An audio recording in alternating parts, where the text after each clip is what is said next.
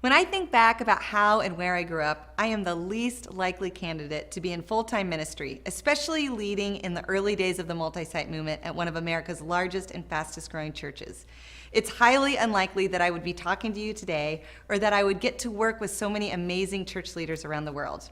And it's incredibly unlikely that I would be one of the people trying to raise the level of conversation about women leading in the church.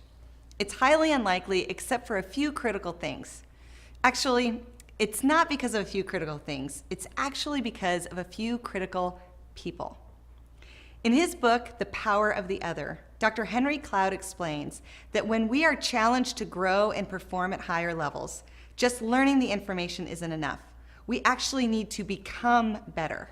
And that, based on neuroscience, can only happen in the context of truly connected relationships. Think of how you got to be where you are right now.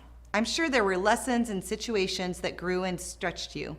But if you look a little deeper, you'll see that there are some people that God used to help you process those learning opportunities and encourage you in ways you couldn't give to yourself. These healthy, supportive, and positive relationships literally rewire our brains to develop new capabilities and new ways of thinking, and therefore achieve higher levels of performance. These relationships change the way we view the world, and more importantly, the way we view ourselves in the world. Historically speaking, when it comes to leadership development, women have fewer of these other relationships. They've had less education, fewer resources, and our culture has tended to overlook or even oppress their possibilities. Think of the women leaders you know. What are the qualities you would use to describe them and their abilities? Maybe some words come to mind like intelligent, strategic, decisive, creative, or inspirational. One of the consequences of not having a lot of leadership others is that women grow up without a lot of positive input about their giftings or personality, especially because female leaders tend to have qualities that don't fit into what our culture has normally applauded as being a woman. This disconnect between how a woman views herself and who a woman actually is and what she has to offer can be a major barrier to her growth and contribution. But you have the power to change that for her. You can be an other that comes alongside her, builds a trusting connection, and helps her see herself more accurately.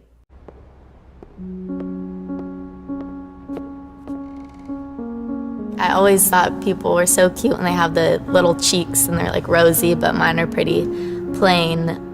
If I was gonna change one feature about my face, I would say that I would want fuller lips. I'm definitely a person that looks tired when I'm tired, and when people say that, I immediately am like, oh man. I'm starting to already get little crow's feet and stuff, which like my mom has, so yeah. I'm a forensic artist. I was trained at the FBI Academy in 1993 in composite art. Worked for the San Jose Police Department as the police artist from 1995 to 2011. We didn't really know what we were doing, so that was nerve-wracking for everyone. I showed up to a place I'd never been and walked into this big warehouse, and at the very end there was a guy with his back to me with a drafting board. I had a curtain separating me so that I don't see him. We'll begin. First of all, tell me about your hair. Brown, long, I guess a little bit past my shoulders. Your jaw. My mom told me I had a big jaw. Yeah, they're brown eyebrows, dark brown eyebrows. Okay. I didn't know what he was doing, but then I could tell after several questions that he was drawing me. Tell me about your chin. I guess I haven't really compared it to anyone else's chin, but especially when like I smile, I just feel like it kind of protrudes a little bit. What would be your most prominent feature? I kind of have a fat, rounder face. The older I've gotten, the more freckles I've gotten. You sort of realize, oh man, now I have to talk about myself and think about my looks. I'm 40, so I'm starting to get a little bit of the crow's feet thing going on. Once I get a sketch, I say thank you very much, and then they leave. I don't see them. I still didn't know. All I had been told before the sketch was to get friendly with this other woman, Chloe. Today I'm going to ask you some questions about a person you met earlier, and I'm going to ask you some general questions about their face. She was thin, so you could see her cheekbones. And her chin was a nice, thin chin. The women were really critical about moles or scars or things like that, and yet they were describing just a normal, beautiful person. She had nice eyes. They lit up when she spoke and were very expressive. The length of the nose, what is that like? Short. Short. Yeah, cute nose. Her face was fairly thin. She had blue eyes, very nice blue eyes. Okay.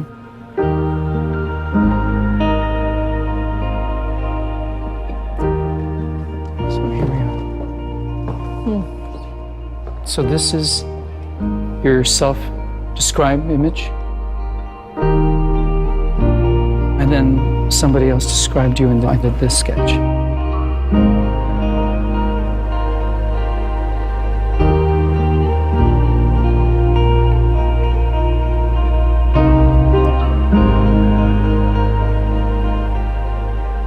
I have this whole thing about having dark circles and crow's feet around my eyes, and that was not part of the sketch at all that the stranger did. The stranger's was a little more like gentle.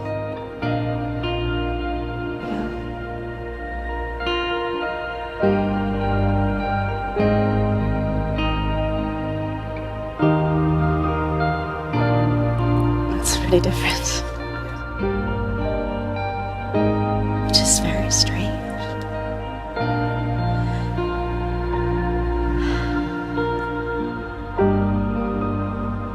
She looks closed off and fatter. She just looks kind of shut down. Sadder, too. The second one is more beautiful. You think they're catching more of that from you? Yeah. She looks more open and friendly and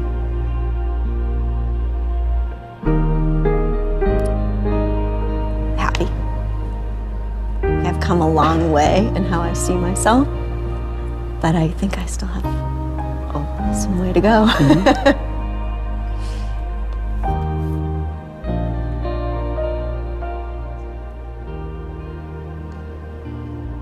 I have some work to do on myself.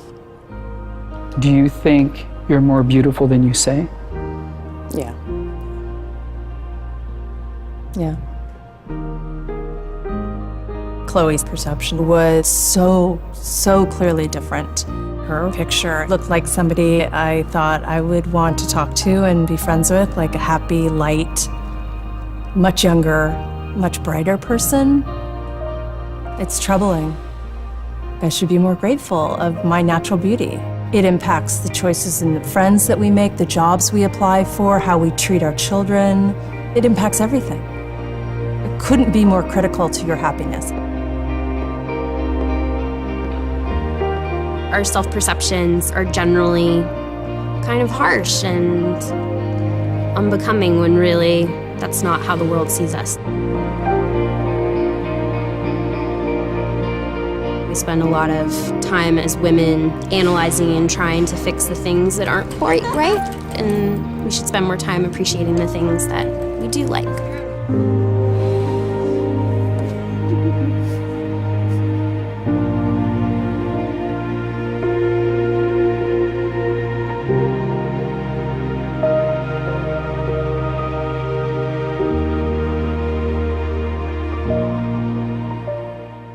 In many ways, these internal challenges are the biggest barrier to a woman being released into her calling.